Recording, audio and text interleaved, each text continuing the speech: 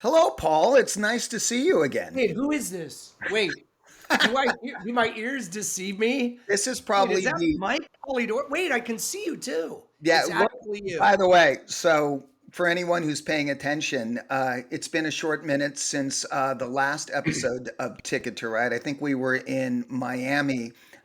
We had a live There we guest, and go. it was so good that it put the show on hiatus. And you know what? I heard about this. Our listener was really mad that we've been gone for a year.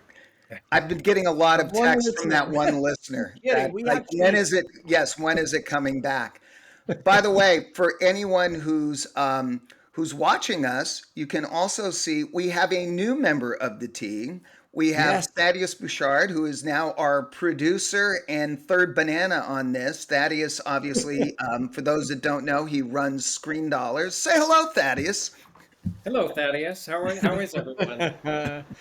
Say goodnight, Dick. Good Yes. night, Dick. Yeah. Yeah, no, this is great. I think it's the new. I don't know what we're calling this version 2.0. We were going to call it the new generation, but that means it'd be people younger than us or Well, if it's prodigy, if of which it's I if have it's the none. next generation, we'd have to find a Worf. That's my Star Trek reference for the day. That's a great Um, Star Trek reference. So, So Paul, a lot's been going on since the last time we touched base. The yeah, box office went up, the box office went down, the box office went down, the box office went down, and then it really went up a little bit. it did, and we've had an entire summer since we last spoke. I mean, on the channel, Yes. on Ticket to Ride, we've spoken obviously every week in your analysis, Mike, every Saturday and Sunday as viewed by many people, and Thaddeus also with the Screen Dollars newsletter. And we need to promote that stuff because it's really cool. And what you get from Mike is different than what you get from me and Thaddeus.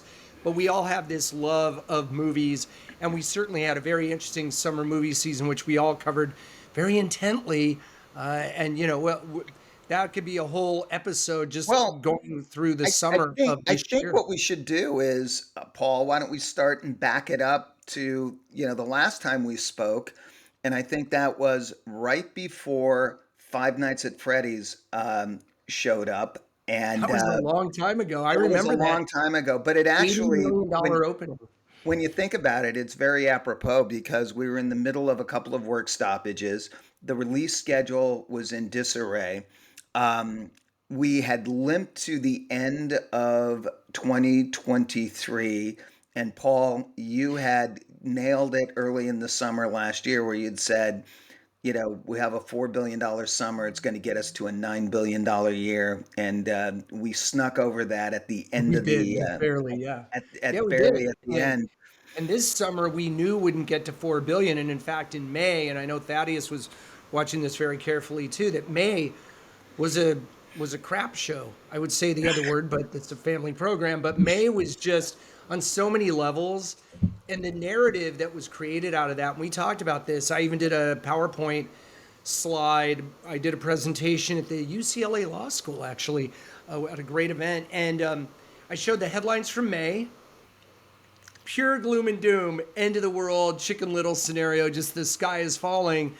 And then after Bad Boys Ride or Die, Inside Out 2, and then of course the June and July that we had, which were amazing, hit after hit, overperforming. But what a difference. And like you mentioned, the work stoppages, the disruption to the release calendar. Right. Really, we didn't have $100 million opening until Inside Out 2. At that point last year, we had like 4. So it was a Well, I know very you and I were amazing. talking about it earlier in the year, and we had brought up the big issue coming up, going into the summer. The grosses were not great going into summer because obviously the release schedule had been thrown all over the place because of the work stoppages. It wasn't really until we got to Dune probably where things started opening up. And at Yeah. that point, we looked at it, and the big issue, I think you and I both, we circled the back half of summer and we said, how in the hell is 2024 going to match up against Barbie and Oppenheimer? That was $1 billion a box. And at the time, there was nothing on the release schedule that looked like it was going to, hit that number. And lo and behold, here we are, at the end of summer. We're now looking at it, and the back half of summer, to your point, Paul, once it started with, Bad Boys Ride or Die, nobody saw Inside Out being a $650 million movie, Right. so much for the demise of Pixar at that point. And I don't think anybody saw Deadpool and Wolverine being a $620 million movie. So it looks like then that May was sacrificed in honor of August. Or it Well, was very different. And August actually, even though, I mean, it ends with us and Deadpool. If those weren't in the mix, then August would have been pretty bad. But August of this year, I'm running it now in the ComScore engine room, $907 million for August. Compare that with May of this year, which I believe was like at 554 million. well, here's the interesting thing. Let's go back and talk about the beginning of the summer, because I've said this in a couple of talks that I've had, and that is you have to look at the year in what I would call a portfolio approach. When I was at Lionsgate, everything was done from a portfolio standpoint. Like, we would look at the year. One movie didn't make or break it. It was, what does it look like at the end of the 52 weeks? And this year's summer, to your point, Paul, didn't really kick off in May. And a lot of that had to do with the work stoppages and where the films were. This was the first year in 17 years we did not have a Marvel title kicking off summer. We had Fall Guy kicking off summer. And let's be, Fall Guy actually was a really solid performance. Didn't that end up like right around $92 million, Yeah. I think, on Yeah. total box office? That movie was never meant to be a key summer tentpole. Anyone who's giving Universal a hard time about that movie should actually be thanking Universal for actually moving that movie into that period and kind of saving May for what it was. And you know what, Mike? It didn't have April like we had last year with Super Mario by itself earning more by itself in April last year. Super Mario Brothers movie earned more than the entire month of April, all movies this year. If you don't have enough people in the theater, as many in April as you did last year, that's going to hurt. And Well, not having a Marvel movie, which I think signified to moviegoers, hey, the summer's starting. There's a Marvel movie. well, and And, and and, and Mike, wait 1 second before I forget, because I love your idea about the portfolio approach. The portfolio, though, approach or that way to look at it, to frame it, works for us. But unfortunately, a lot of industry observers and others don't look at, they look at a sliver in time and go, it's game over for the movie theater. And well, that's what we always rally against, or rail against, I should say. Well, you were, I Thaddeus mean, as well. Paul, you were a one-man wrecking crew, uh, you know, speaking the virtuosity of the cinema experience, during that March, April, May, even early June period when everybody wanted to come out and talk about it was the end of movies and the movie theaters finally dying. We've heard that how many times throughout the course of Yeah. history. And when you really kind of back it out, and you and I talked about this a couple weeks ago. If you look at going and Paul puts these great stats together that we use going into every weekend, how it compared to 2023 or the year before, and going into the weekend of June 14th, I believe it was, we were down almost 27% from 2023. And that was all anybody was really focused on. Fast forward now, here we are in the third week of September. Yep. We're down to almost 10% off That's of right. We're last at year. 12% through the most current weekend, down 12%. So that's a huge movement of the needle. Now, of course, we'd love to be ahead, but I mean, look at what we were working with. I mean, the first quarter this year, we didn't have Avatar: The Way of Water like we did in the first quarter of Well, 2020. and going to toward the and let's look at going forward. The fourth quarter for 2024 is completely different than the fourth quarter of 2023. Remember, 2023 was really saved by Five Nights at Freddy, which we joked about a little bit earlier, but there's nothing to joke about, and Yeah. whatever that was, an $80 million opening. Yeah. Um, 80 million. and then it was saved by T Swift coming in with $180 million with the Eras tour. And then, of course, you had a couple of Japanese imports that helped save the day in December when you had Godzilla minus one and you had The Boy and the Heron. So Right. all of that added up to limping us over the $9 million line. Yeah. This year, when you look at the fall, I don't know. You got a little movie called Red One with The Rock. Then you have Gladiator. Then you have this little movie called Wicked. There's Moana. There And is Gladiator 2 and Wicked on the same day, opening November 22nd. And that's huge. And Moana 2. I yeah, mean, you have Disney, that Moana was, too, and then you have yeah. Mufasa. You have Sonic. I mean, when And by you the way, Mike, my Christmas movie this year, Nosferatu, directed by Robert Eggers, this Christmas Day, I believe on a Wednesday, well, look, December I'm going to give 24th. you another one that I'm going to highly recommend. Paramount just dropped this in for awards consideration, September 5. And it is a fast, I've seen the movie. It's a very fascinating take on the Munich hostage situation from Oh, 1972 at the Olympics, yeah. but not told through the eyes of ABC Sports. So it's told through the eyes of the network reporting on this hostage crisis as it unfolds and what is their place in the story, how does it work, what are the choices that these people have to make, even though it's a little bit like Apollo 13 where you know where it's going and you Yeah. know how it ends, But you're still on but the edge of your seat. you are on the edge of your seat with what these guys are doing. It is really, and it played Venice and it played, I believe it was Toronto, got great reviews. I highly recommend that. That's going to be awards And consideration and going at into. that time, wasn't ABC was like, ABC Wide World of Sports and their sports commentators moved to the forefront of a geopolitical situation there, and it was very, tense and dynamic and volatile. Well, and So you that's forget, and today you forget today because we're in a 24-hour news cycle where you can just go on CNN or whatever your network of choice right. is, and you'll be able to see whatever the story is, or you can go online and see what the story is. None of that existed. There was only one place in the entire world where you could get information on what this story was going on, and that was ABC News.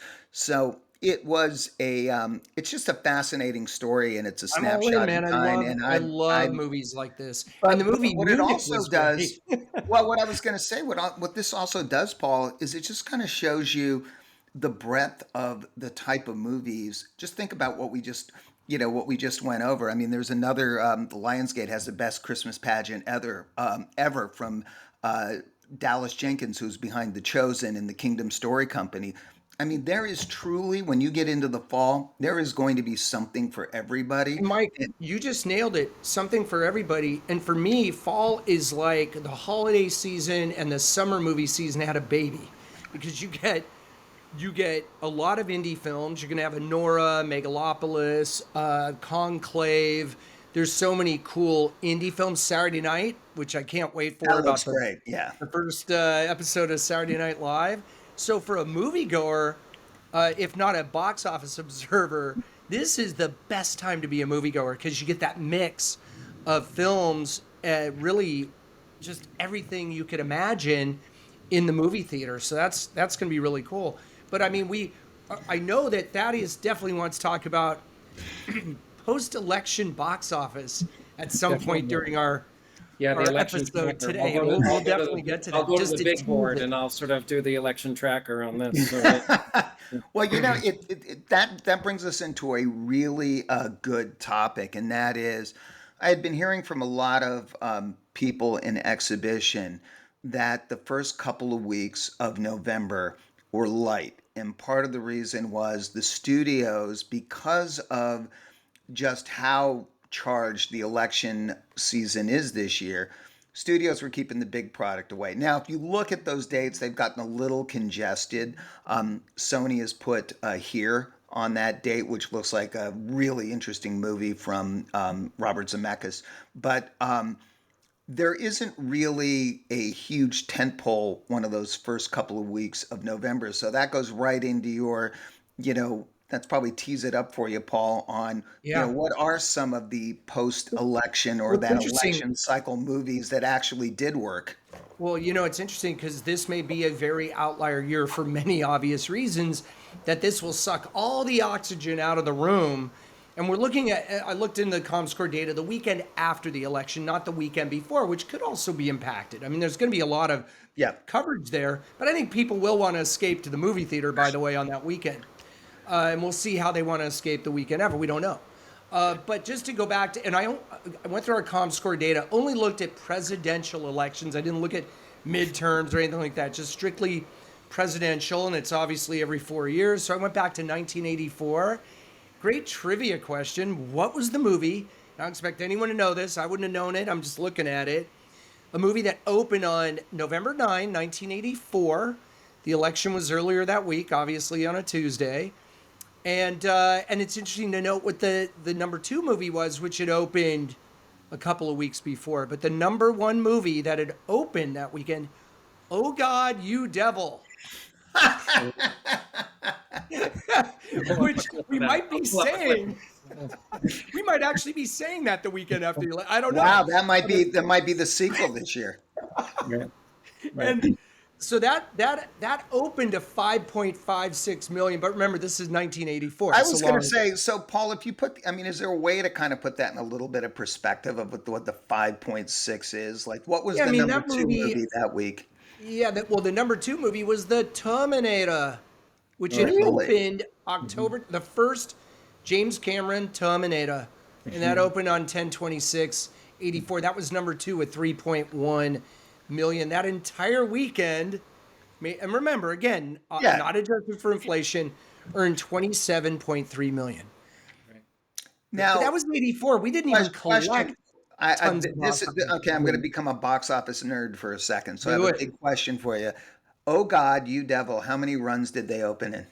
I can find that out. It's not in the chart that I have, but Oh, okay. Those are always I'm always in the fun engine ones. room. I'm looking this up right now.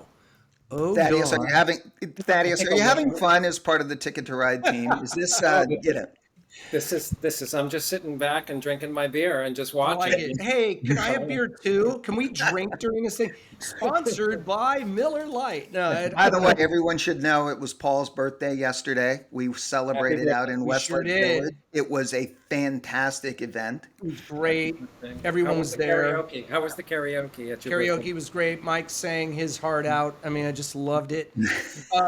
So, Oh God, You Devil opened in 1384 locations, which is actually a pretty It was a wide wide release. open for them. But, the 5.56 opening wound up with 21.5 million. But interestingly enough, that's a almost 4 times multiple. Right. So now, do you want to fast forward? Pick another. Yeah, I could do 88, 92, Well, 96. let's go 88. Let's just keep going in 88. order then. All right. So a movie opened on the Wednesday before, so the day after the election. Child's Play, the original. Chucky's back. Chucky's. Yeah. And So- Ernest Saves Christmas actually opened on the Friday, November 11, 88. Also opening Iron Eagle 2. Oh my God, there's some classics right there. Did the election prevent MGM, Disney, and TriStar from opening movies that week? Absolutely not. There was like no fear. What was of that. so? What did 92 look like? So 92, and I should have written on here who was, who was the Who was contest. actually running in the? Yeah. So the Friday was November 6th of 1992, and a little movie called Passenger 57 opened that day. Oh, okay. Opened at $10.5 million, which was 21%. That's a big of the opening, market. yeah. That's pretty solid. Under Siege, the first one was number 2, but it had been out almost a month. Because remember, that movie, the first Under Siege, was a huge hit. Yeah, that People played and loved it. played and Tommy played. Lee Jones stole that movie from the guy with the ponytail. I love that, Yeah. And so Under Siege, and then A River Runs Through It was number 3, but that didn't open that week. That was in the opened- marketplace. that opened almost a month before, so it was kind of a tale of the holdovers. And just for you, geeks like us out there, So like other movies that were in the mix that weekend, not even in the top 10, was like Dr. Giggles. Does Oh, anyone remember Dr. Giggles? I don't, but Mr. Baseball, Night and the City, Glenn Wait, hold Ross, on. Night in the City. Night and well, the City. Okay, Not Sex who? in the City. Anyone out there in podcast land? Do you have any idea what that movie is? Night well, it's and the about this City. night in the city, you see. Night, Night Yeah, and the funny. I City. don't even remember seeing that go by on the Netflix guide. Oh, I have a good one though for 96. What's that? Opening on that Friday after the Tuesday election, Ransom with Mel Gibson. Oh yeah. Great movie, by the That way. was a good movie. Oh man, don't ever kidnap Mel Gibson's kid, or That's you're right. screwed. That opened it. Check this. So again, this is 96, not 88. Ticket Yeah. prices have gone up. Wider release, $34 million opening.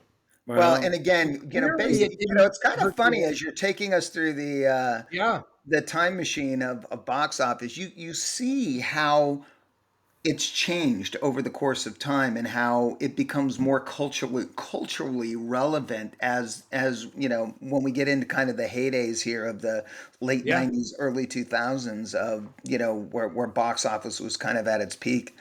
And it was the second weekend of Romeo and Juliet with Leonardo DiCaprio and Claire Danes, I believe. Yeah. But that was in its second weekend. But a $34 million opening told studios, yes, indeed, at that point, you could open a movie Yep. in the wake of an election. Let's go through these quickly. I don't know if everyone wants to hear every single year, but if we Well, go to the 2000, by the way, 2000 will be a really interesting one because that was the Gore election, and that would have been the one where yep. everybody, the country was kind of hanging on on the edge of their seat a little bit. So that's an interesting year. So Charlie's Angels was in its second weekend. It had opened on November 3rd, and this is after the election was November 10 was the Friday heading into Yeah. that weekend. Charlie's Angels, $24.6 million second weekend. Well, That's people pretty were still impressive. coming to the movies. But opening was Little Nicky with Adam Sandler, opened to 16 million, but didn't open at number one. If you And then remember, by the way, Little Nicky was kind of perceived as Adam Sandler's first kind of swing and a miss. that's right. But you Yeah. know what was number three? What's that? Men of Honor, 13.3 Oh, million. wow. Isn't that the, Well, but isn't that again, the but even when you run those numbers, Paul, 24, 16, 13, I mean, solid numbers, even at a point where the country is paying attention to what's going on politically at that point. absolutely? And wasn't Men of Honor the one with Cuba Gooding Jr. and Robert De Niro, and he's the the diving bell? You know, he goes down. He's a I Navy think you're right. diver. Yeah. I'm pretty sure that was it. It was a really good movie, actually. But other movies that were out there in that post-election weekend in the year 2000, Meet the Parents, Red Planet, The Legend of Bagger Vance, or as I call it, The Legend of Baggy Pants. Pay It Forward. Book of Shadows, Blair Witch 2. Oh, please, don't bring that up. Don't bring that Oh, up. That sorry, is I won't mention that one. you know what? We'll Side edit note. that one out. And then Side- Mike's personal favorite and his nickname, The Legend of Drunken Master. So Yeah, well, that was is, another yes. movie out there. Name another election year, and then we can move on. Probably Got go 04, to 08. 2000. I think go to 2016 because that was another kind of charged year. So that's a great example because that was the year that Trump was elected, 2016. That election was very closely watched, obviously. Doctor Strange was in its second weekend, pulling in almost $43 million. I saw Thaddeus's reaction. He had the same reaction I did. knew it. Doctor Knew it. Strange and Trump winning, that all goes together. You know, these titles might actually apply because number two, think about it, Trolls. that opened a week before on 11/4, earned 34. These numbers are huge, actually, for these movies. Right. Although it is 2016. Wait a second. Yeah, we were still thinking climbing we're up back to the in heyday of the 80s. box office, actually, Yeah. in that period of But time. Arrival opened that weekend. The Denis Villeneuve film did Yep. 24.1 million. Almost Christmas opened on that date to 15.1 million. Hacksaw Ridge from Lionsgate, Which 10.6 was million. which was a great movie, by the way. Yeah, and that wasn't its opening weekend. That opened on 11/2, not 11/11. Yep. And then Shut In opened from EuropaCorp. And then other movies, Jack Reacher, Never Go Back. That was the sequel to the first Jack Reacher with Tom Cruise. Not to be confused with the TV show with that giant of a Yeah. man who plays him, Alan Richman or Rickman. Yeah, Rickman. not Yeah, Rickman, but yeah. yeah, not Alan Rickman. Oh. And Jack Reacher, Never Go Back, Inferno, Ouija was out there. Yeah, that was The Accountant. Well, Was in I its think third or I fourth think what weekend. all that shows is, in some ways we maybe, as we do sometimes in our industry, overthinking it a little bit, We and are. that as much as the election is a big deal, people still want to go out and be entertained. I mean, if And history tells us anything, that's why we here on Ticket to Ride, Thaddeus Bouchard, Mike Polydorus, and myself, Paul DeGarabedian from ComScore, and Mike, of course, runs Paper Airplane. Thaddeus has his incredible Screendollars newsletter, and his team is great over there, so you get all these insights. But the reason we decided to bring this to our audience is because these are the kind of numbers and the type of analysis, honestly, you're not going to get anywhere else but on Ticket to Ride. So these are the types of topics that you're going to see on every episode moving forward. If I can speak for my compatriots here. yes, you are. It's I think what it really says is goes back to what we talked about at the top, and that is the fall's really lining up to be a really solid piece of Yeah. business, so to speak. The question, I don't think we crawl back to even with last year. I think that's a Nope. Yeah, tall you're order. right. But That's right. I think the number, and I'm not really gonna go out on a limb at this point, but I think it's going to be much closer to where we were last year than anyone thought it would have been going into the summer. Absolutely, Mike. I think there were some people who thought we wouldn't even get to 8 billion. We're definitely Yep. going to get 8 billion. I can say that right now. And to all the naysayers who have pronounced the death of the cinema for the umpteenth time, I only have one word for, or two words for you. You're wrong again. So, Well, I thought it was two other words, Mike. Again, this no, is no, it's a family show. And real quick, just to go over October, because I think, other than Beetlejuice, September's been fairly sleepy. I mean, we have Transformers 1 opening, but October really looks cool, man. Joker, Fallait Dieu, opening October 4. We've got, Mike's favorite, Terrifier 3. If you haven't seen Terrifier 2, prepare to be terrified for the third time. Saturday night, Smile 2 opens, Venom: The Last Dance, Conclave. These are the wide Yeah. releases that we have on the schedule. And as we talk about, November and December look really amazing. So, as we point out always here on Ticket to Ride, this is a cyclical business. If you've spent any amount of time, I think between the three of us, we have like 400 years of experience in this business, given past life regression and other things. So, between Thaddeus, Mike, and I, we're going to bring this kind of stuff to you every week, both video and other surprises. We're going to package this in a way that I think people will really find interesting. But we're going to let Thaddeus handle that part, because Thaddeus is joining the team, a key integral part. Delighted And to be you're going to hear a lot more from Thaddeus in future episodes. great. But this is cool. So what do you think, Mike? Are we off to a good I ticket? think This is I the think ticket. Ticket to Ride the Next Generation is good. We don't have our Klingon yet, but we'll find him. There you go. And It's a Always. hot ticket to ride. If you, there you go. But yeah, Well, look Paul, out for I these think, episodes. Yep. It's good to be back. For anyone who is going to be down in Miami, we're going to have a live episode of Ticket to Ride, like we've had the last couple of years, and we're going to interview the one, the only Richie Fay. That's And Richie, right. for anyone who doesn't know, longtime legend. distribution exhibition legend.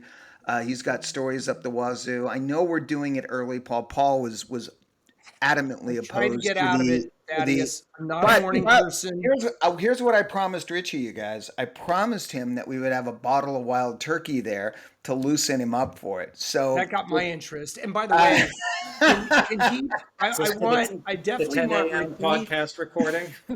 It always helps. It's the lubricant that makes these podcasts go better. I'm just kidding. We certainly don't drink on this podcast, and it's too early right now. But just to say though, I want Richie Faye to bring his famous meatballs for breakfast. Yeah, he will. Makes He the will. Richie's best already said he's meatballs got. It'll be meatballs and wild turkey. So and sauce. there you go. It's as Gravy. Richie would say, it's turkey balls. Turkey balls and gravy, which we call sauce. All right, well, that's a wrap, I think, for this episode, the inaugural episode. We thought this might be a test episode, but you might actually be watching a real episode because I think this I one. think I so think, good. by the way, I don't know about you guys, but I think this is worthy of publication. I do too. Right. I do too. But we're our own best critic. I mean, best critic. We love ourselves. And we Right. think this is brilliant. But I actually do think. I mean, Thaddeus, work your editing magic. I'll work on the director's cut for this one, okay? There you go. We love it. Yeah. Well, thank you everyone for watching. Thaddeus Bouchard, Screendollars, Mike Polydorus, Mike. Paper Airplane, and Paul DeGarabedian from ComScore. Not from ComScore, but from ComScore. She's got a ticket to ride, but she don't care. My baby don't care.